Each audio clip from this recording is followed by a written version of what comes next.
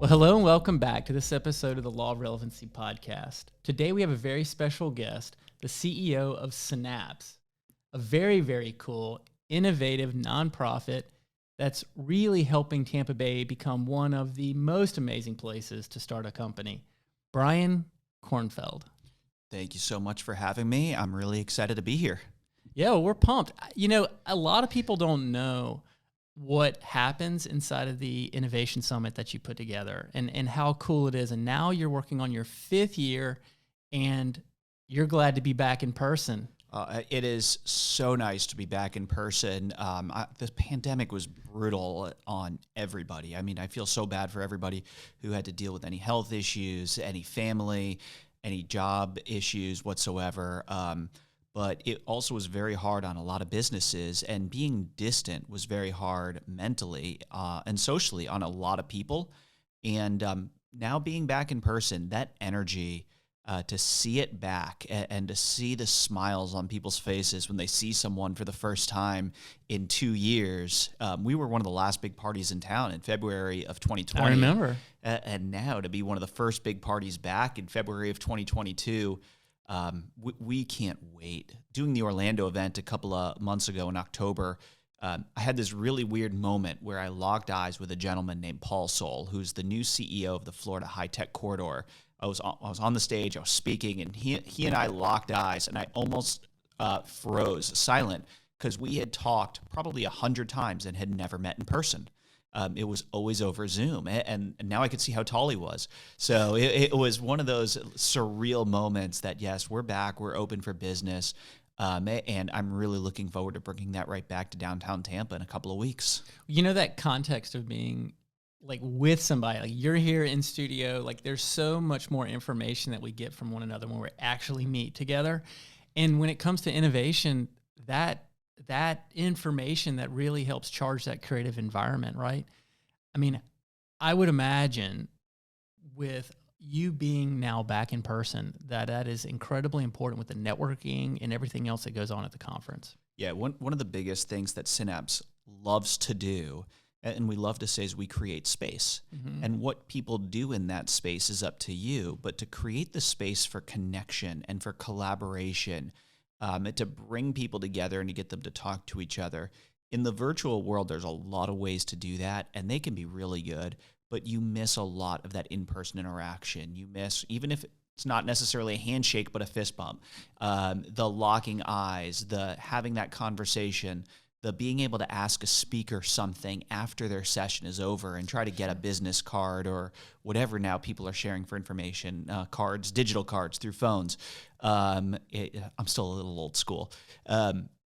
Those types of moments, you just can't replace. You could do things differently in the virtual world, but you can't replace them in person. And the thing that I'm looking forward to the most is hearing the stories afterwards of the successful connections and collaborations that take place. Well, I can go ahead and share one of mine. So we were an exhibitor at the last one. I mean, and I remember because we were walking around and there was just like this news about this virus that was spreading, and we were like, you know, like it's not going to be that big of a deal. And it was, you know, basically 4 weeks before we shut everything down.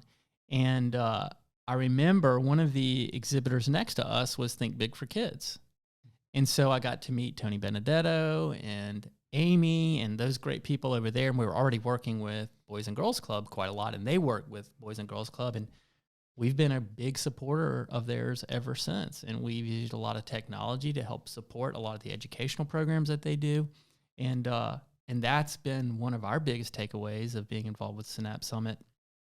And it wouldn't have happened if it hadn't been in person. See, I didn't even know the story. You're breaking news to me here on your own podcast.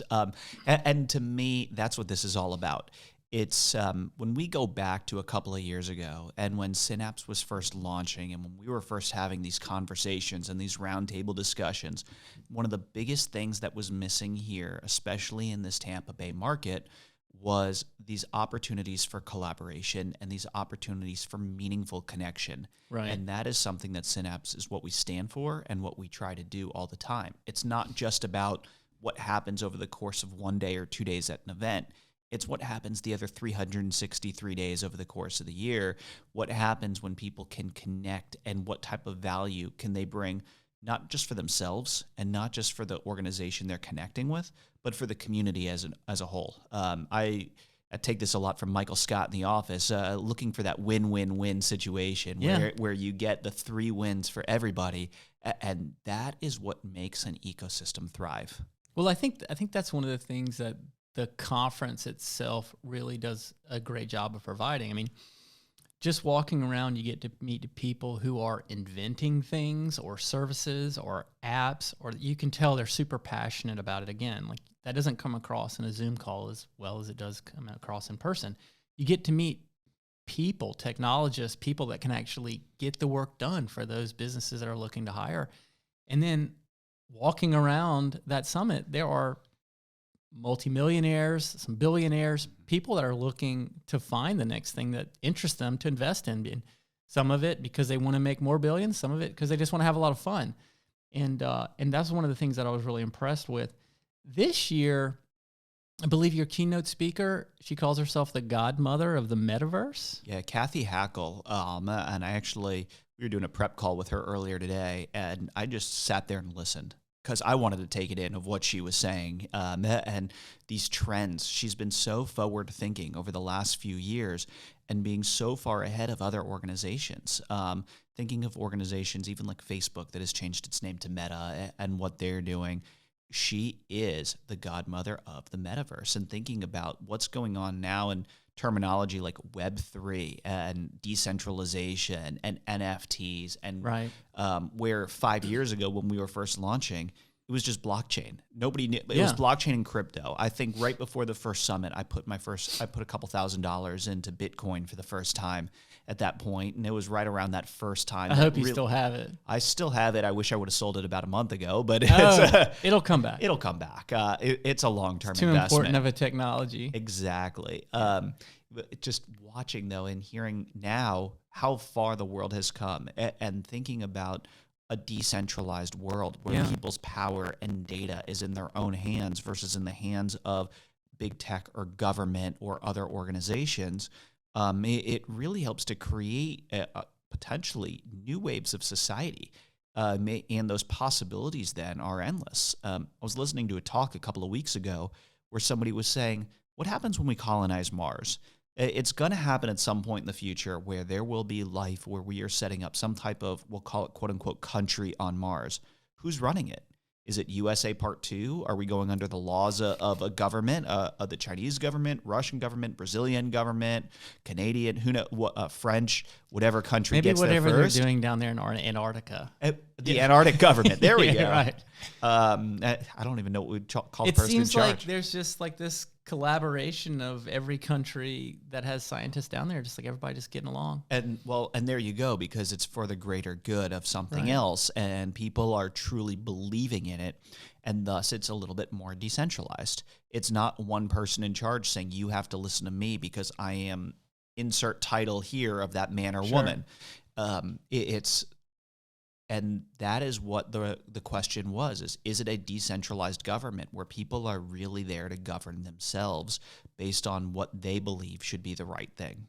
Who knows? Who knows what it's going to be? But I can tell you one thing, there's a lot of rocket scientists out there thinking about it, which, strangely enough, you are an actual rocket scientist? Yes. So my background has nothing to do with anything that I'm doing now. I started off my career in aerospace engineering with a bachelor's from the University of Michigan and a master's from the University of Florida. Absolutely loved it. I grew up loving airplanes. I think my parents showed me Top Gun when I was about 7 years old, and I was just hooked. Actually, I must have been 6 years old because I remember getting a cat for my 7th birthday, and I named him Maverick. Nice. That's still a great movie, by the way. Oh, and I can't wait for the sequel. It's coming out soon. I showed my kids, who are now 7, Top Gun for the first time on the 4th of July last year. Mm-hmm. So they've now seen it, and I want to get them obsessed with airplanes as well. But yeah, it's actual rocket science that I learned and studied. And then my career transformed about 94 different times. We were talking before this podcast started here about finding our own way. And you did it yourself as well, where both of us, we could have had a path that was set out for us. My dad is a doctor.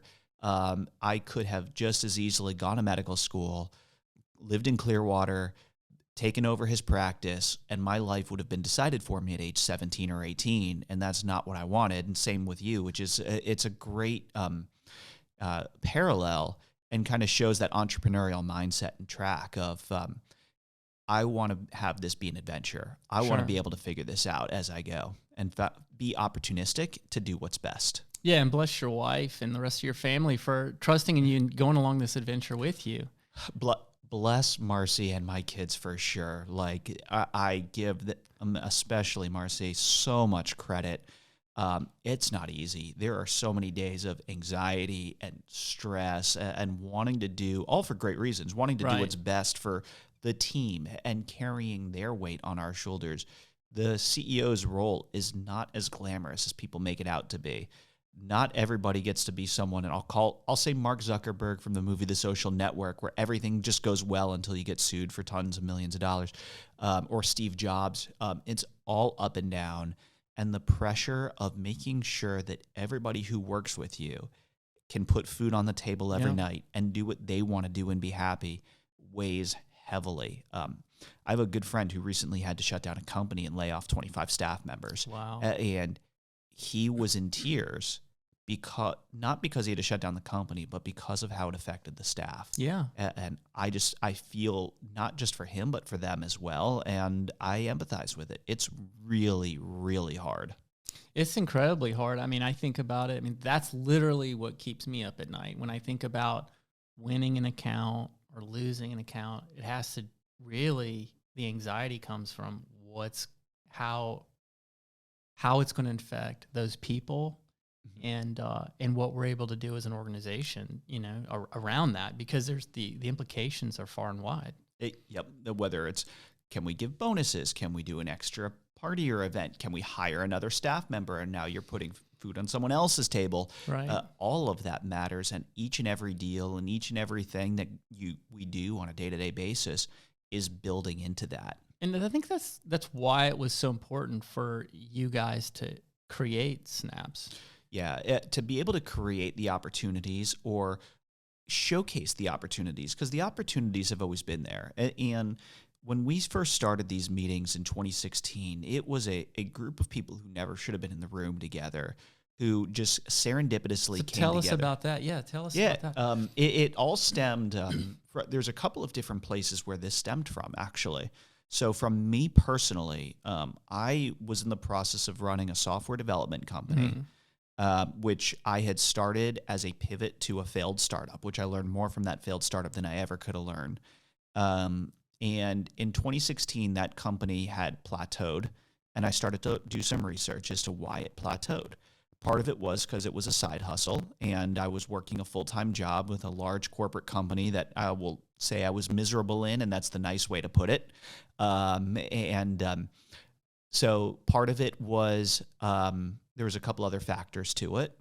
And one of the things that I looked into was the Tampa Bay market. And I said, is Tampa Bay just not conducive for a company like this? Am I too early? Am I too late? Is there not enough market here?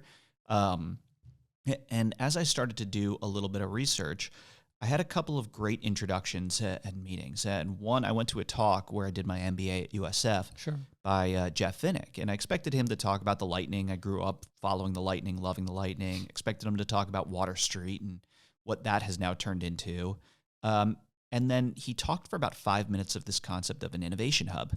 So I went up to him afterwards and asked if I could find a way to help. Sent him an email a couple of days later. He wrote me back within an hour saying, my assistant's on copy, let's have a meeting.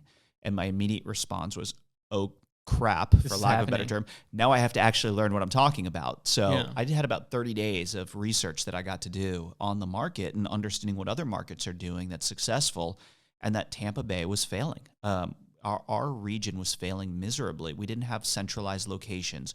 We didn't have any type of brand presence. People were all fighting over the same resources. The companies here were not getting involved or getting engaged on a large scale. There was no place for people just to hang out. There was no local hub or coffee shop. And all of that was leading to a lack of connections, organization, and a lot of fragmentation. In that time frame as well, I was at a 4th of July party and met a gentleman named Mark Blumenthal. Mm-hmm. Mark Blumenthal at that time was taking over Florida Funders and was wondering why everything was so fragmented in terms of trying to find investments. And so Mark and I sat down for a 30-minute meeting that turned into 2 hours very quick. I believe also their original business model with Florida Funders was taking advantage of fragmented investors, wasn't it? It was bringing the fragmented investors together to help to create more of an angel network, which is really good if you can find those investors. And with that fragmentation, he was struggling to find investors and deals, and it was really hard. And he just looked up and said, "This is too hard. There's got to be a better way." Yeah. And so we started that. And then a third gentleman named Andy Hafer came in because he was running a company at the time called Dynamic Communities. Said, "I kind of have the secret sauce here of how to make a community tick and thrive." And so the three of us, amongst other people, Ned Pope, General Dave Scott, Rebecca White, Wes Lehman, a number of people who were in the community came together to try to just think through what this could look like and imagine what the future could be if we had a community that supported each other, that connected with each other, that had these opportunities that were showcased, and that people really could find what they need and share what they have in a very easy way. It's like a win-win, exactly. win. A lot of wins, Yeah. and now we're starting to see that even further. Just a couple of short years later. We launched in March of 2018. We announced our launch in 2017. I quit my last what I call day job in July of 2017 to focus on this full time. But the first Synapse Summit, January 27th, 2018, it was one of those moments where you just said something cool is happening here. I remember watching that. I remember I didn't attend, but I saw a lot of my friends who are involved in innovation and app development, things like that. They were all going to this. And I'm like, well, I'm sitting here, I'm innovating every day, here at my desk. But then I'm seeing people post about the talks that they're giving, and they're doing these meetings in all these diverse rooms and whatnot. And you could tell from that first year that there was this demand for this platform. It was a proof of life of the market. It was a proof that this market has a lot going on here. There's a lot of talent. There's a lot of customers. There's a lot of money to be invested. And it was just a matter of actually being able to pull it all together and consolidate it and make it all work together. And it really took a lot of people buying in, a lot of people taking chances on us, a lot of people taking chances volunteering their time and supporting their time to make it happen. An incredible team of people. We have such a deep team and people with such great talent, and then people who have gone on and left Synapse to go be vice presidents at companies and to run incubators and to be chief strategy officers and to launch their own firms, and just to see who wants to contribute here to this market. It is always the type of thing where I can sit back and smile. Well, let's get into that a little bit. So I know we've been talking a lot in theory, but from a technical standpoint, what does the entrepreneurial get out of being involved with Synapse or being at the summit? And that's a great question.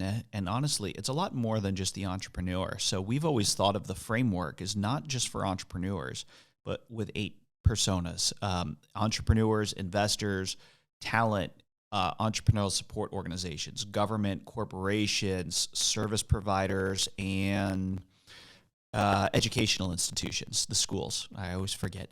I can always get 7 really quickly, and number 8 always takes a second.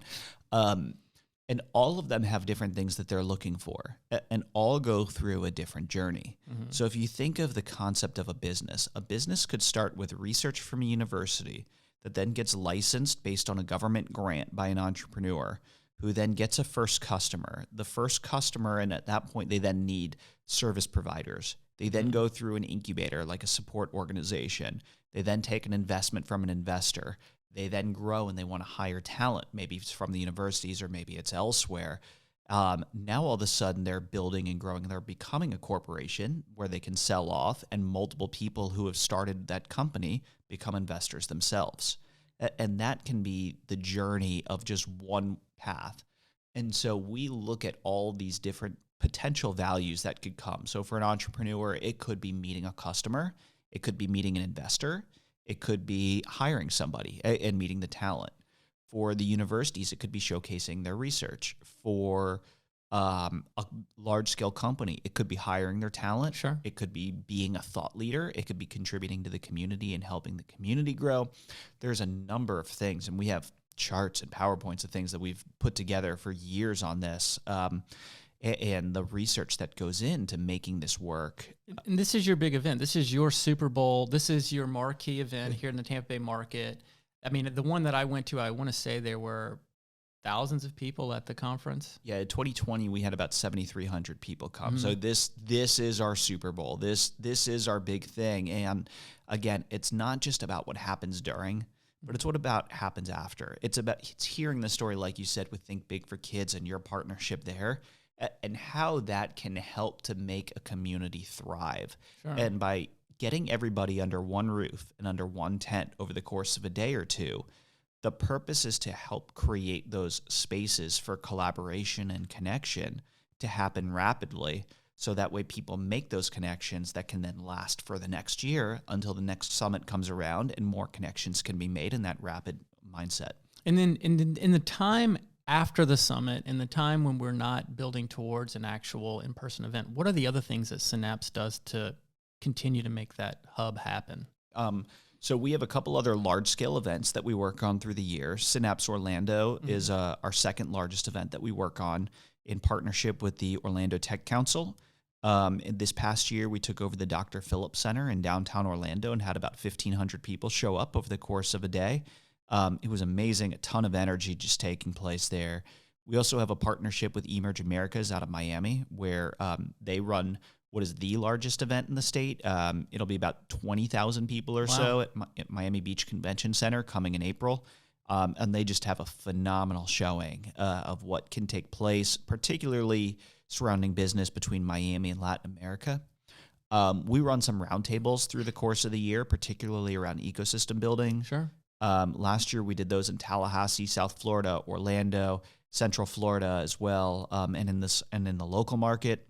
We do a lot in the virtual space. We really leaned into the virtual space starting right at the start of the pandemic, whether it was webinars or roundtables or virtual events to help to bring people together and keep the excitement going. And then we also do a lot of smaller get-togethers where we want to make sure that there's very meaningful connection to take place, whether it's in the DEI space, which is something that we've really put a major emphasis on, knowing So you need to tell us what DEI is. Sorry, diversity, equity, and inclusion. Okay. Thank you. The entrepreneurial world, particularly in tech, has been very unfair, particularly to women, people of color.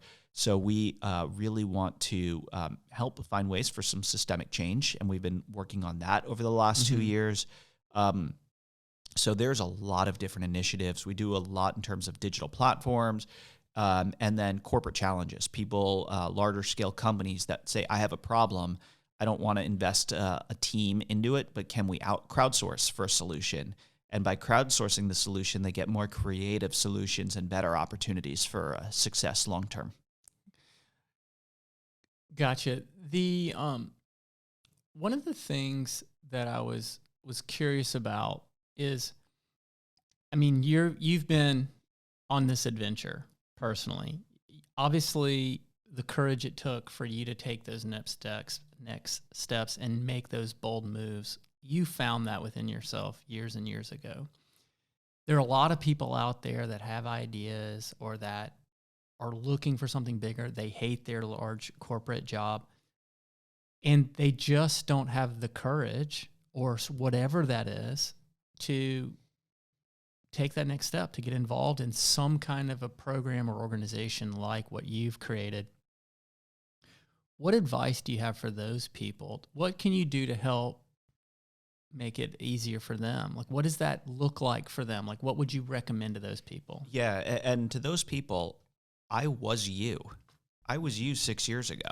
So this is not that far removed. So what happened? Of having it all takes that mindset What happened to you? What happened to me? Yeah, what was when did that switch? I asked Jeff Finnick if he would talk, if we could sit down or if I could help him. That's exactly what I said to him was, hey, can I find a way to help you? I mean, you're sitting in an audience and you've got one of the most successful sports franchise owners in America. And businessmen in America. Right, and businessmen in America. And you're in the crowd, and I'm assuming there's a lot of other people that want to say hey to him afterwards. Mm-hmm.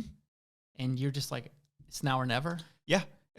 I looked down and I just said to myself, what's the worst that can happen? Yeah.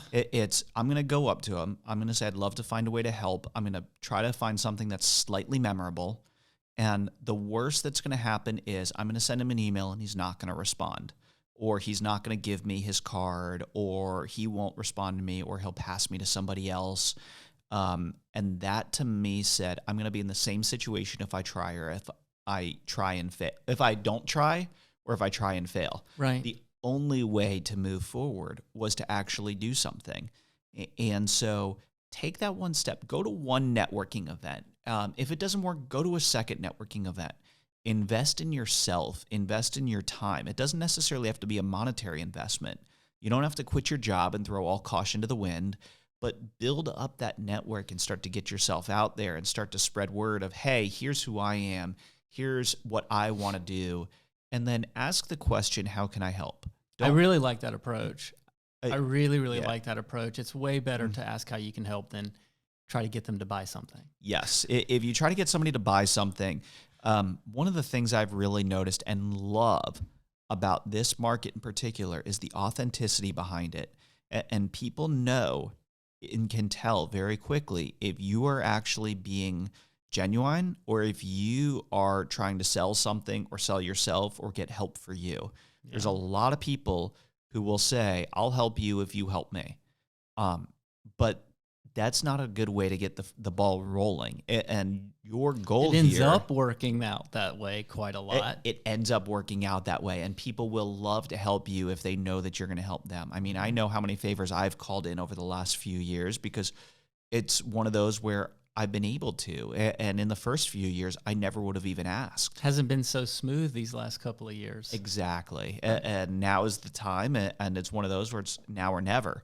But in the early stages, it was always, how can I help?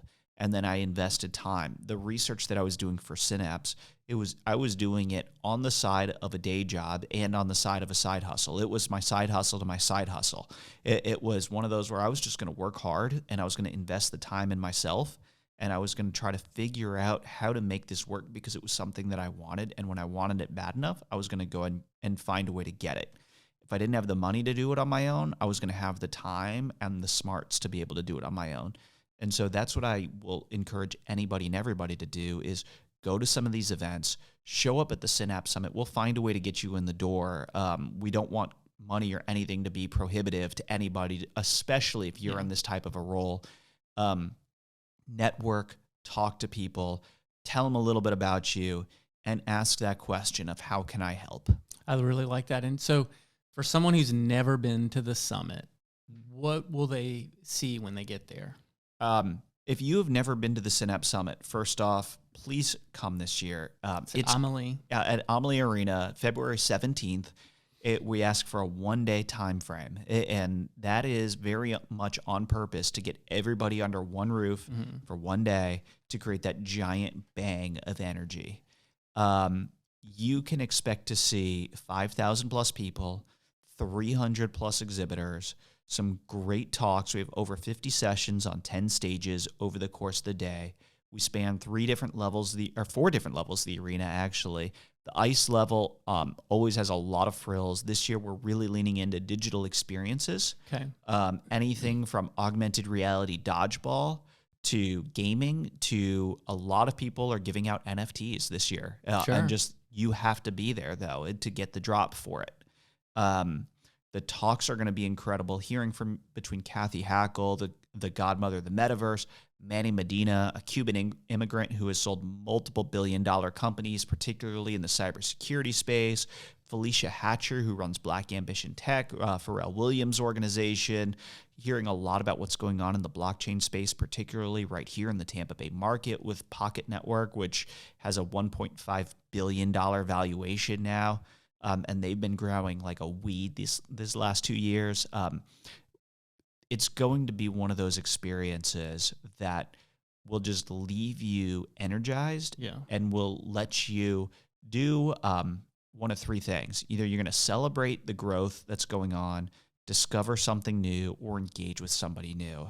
And you're guaranteed to learn something. You're guaranteed to learn something, and all you have to do is show up and actually participate. And if you can show up, sit down for a session, listen, talk to people, you will learn something, you will be a part of something, and you're going to be a part of something special because this market is growing rapidly right now. This is our time for sure. This is our time. This is Summit number 5, and looking back at Summit 1 through Summit 5, the vast difference at how much this market is really leaning into the growth now, looking at what's going on with Embark Collective and Tampa Bay Wave, Kathy Wood moving here and partnering with Tampa Bay Innovation Center, Tampa Bay Tech, USF Connect, University of Tampa, Florida Poly. I can go on. It's amazing. And a lot of this wasn't all together 5 years ago. I mean, this is all explosive growth. Explosive. Even looking, Tampa Bay Wave has been around for 10, 12 years or so, and they've done an amazing job really getting this going. And the growth that they've had over these last 2 years between fintech and cybersecurity cohorts and tech diversity and women in tech, what they're doing right now for this community is it's incredible, and it's game-changing for the future of this community. Embark Collective, same thing, game-changing for the community. I mean, I would recommend anyone who has any interest in any of those topics, which are all extremely relevant to everything that's going to be happening in the future, just have to be adjacent to it. Like, just go get your feet wet. Just go and like listen in on a talk, walk around, see what some of the people are doing. Blockchain, which was brand new only a few years ago, it was such an amalgamous, such a like a abstract concept, even though it's very concrete what it means. But you take these things that only exist in like some kind of a cyber way, or virtual type way, and then now you see them actually manifesting themselves in these very tangible things like NFTs. Yep. And go ahead. No, and just what it all means too in terms of owning your own data. It's one of those big question marks that people have now. And why is this important to me? Well, there's a lot of concern about data and data privacy. There's a lot of concern about cybersecurity. And data integrity. And data with blockchain, like it's verifiable. Companies, I was talking with a company and they were asking why insurance tech is so important. They were explaining because now people need insurance from scammers who are coming to just take over your data and then try to sell it right back to you. It's a weird world that we live in, but all of this technology and innovation is here to improve it and improve the way we do everyday living. I was even last night at dinner, I was talking with my wife and kids, and we mentioned to them how there was no Google when I was growing up. I mean, it just didn't exist. And they said, well, how did you look something up? An encyclopedia. Yeah. And YouTube didn't exist. Like, wait, but then what about YouTube TV in the library? No, we used a VCR. What's a VCR? And then having to explain, well, it was what came before DVDs. What are DVDs? Going all the way back, like, oh my God, I can't believe how far technology and innovation has come just in terms of the way we live our day-to-day lives, and also just how much faster now it's transforming year over year. It's really excited to think about what the world is going to look like 5 years from now. It is exciting. Speaking of some of that legacy technology, I had a moment this weekend. I was listening to Apple Music streaming, right? The classic rock station, and on came bands like Metallica and Pearl Jam that were like the 90s, new the rock. Grunge, yeah. It was the new stuff when I was in high school, and I'm thinking, oh my God, like I'm so old now, right? But it's not that hard to keep up. You just have to jump in. You need to just surround yourself with some of these things that are happening, and you're a smart person, you can keep up a little bit, maybe you can find out about some easy investment, something that can benefit your life. Know about something before other people know about it. Get in on the ground floor. It could be great for you. And that's one of the things that we always love to do is give people that first opportunity, whether it's a first opportunity to exhibit and being able to showcase their company for the first time, first opportunity to speak so they can talk about what it is for the first time, first opportunity to learn something new. Pocket Network now, looking at them and their valuation, one of their first expos ever was at the 2018 Synapse Summit. That's Block so Spaces cool. as well. They pretty much announced themselves. And Tampa is growing pretty quickly in blockchain. Huge. The entire state of Florida is a blockchain hub and will be one of the blockchain hubs of the world, not just of the Southeast U.S., not just of the East Coast, not just of the United States, but of the world and what's going on between Tampa, Orlando, and Miami, and in the financial tech space, in the blockchain space, in the decentralization space. And it's going to be really fun to watch. Who knows what's going to come from this and how we're going to be living differently in, call it 24 months, which is not that far away from now, all because of this technology. And we are basically 2.5 weeks away. We are 16 days approximately, exactly.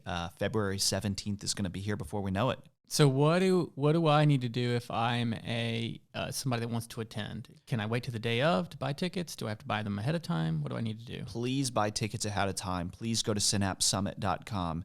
It is faster. It is easier if you buy tickets ahead of time. That way there's no registration issues or anything like that, and you're not concerned. If you buy sooner than later, especially a VIP ticket, you can sign up for the VIP pre-party. Check out synapsesummit.com. Also, look at the tab for Innovation Week. We're going to have over 20 different innovation and tech events going on over the course of that week, February 14th to 18th. So it's a really exciting time where everybody wants to showcase what they're doing and bring people together. And it's something that's going to build momentum going in the future. And I'll look forward to next year when we can have 40 or 50 events and we can have 8,000 people again in person, culminating with the Synapse Summit. Just please come. That's all that we're asking is for you to invest your time. And it's not to invest in us, it's to invest in yourself. Right. And this way, these opportunities do not pass you by. That's great advice. Okay. Let's say I'm some upstart. I have what I need to show. It'd be pretty easy for me to assemble in a couple of weeks. Is it too late to get a table? What day is this going to be released? We have a handful of tables now that are available, but it is pretty much sold out, and we are also going to be going to a wait list. So if somebody does need to drop out for whatever reason, but again, from synapsesummit.com, there's an apply to exhibit section on that page. So it's not too late, but you basically got to end of day today. End of day today. It's going to super be fast. Yeah. But there will be a couple people who last minute something happens. Yeah. We want everybody to be COVID safe. So in the event that somebody does come down and they have to stay home, so we will keep a bench and a wait list and make sure that worst case, come attend. Worst case, come attend and bring some cool stuff with you. Right. We're not going to turn you away from bringing some cool stuff with you, and maybe get yourself at a high top table somewhere in the arena. And when someone stops by, just start talking about it. We're not going to stop you. We want you to be able to do what you want. Again, we're creating the space for you. We want you to have it and take advantage of it to be the most successful possible for you, for your business, for your career, and for your next steps. And I've found a lot of great information about what's happening and what you're building on your Twitter feed. So if you want to follow me personally, it's at the RocketManBK, or for Synapse, go to at SynapseFL.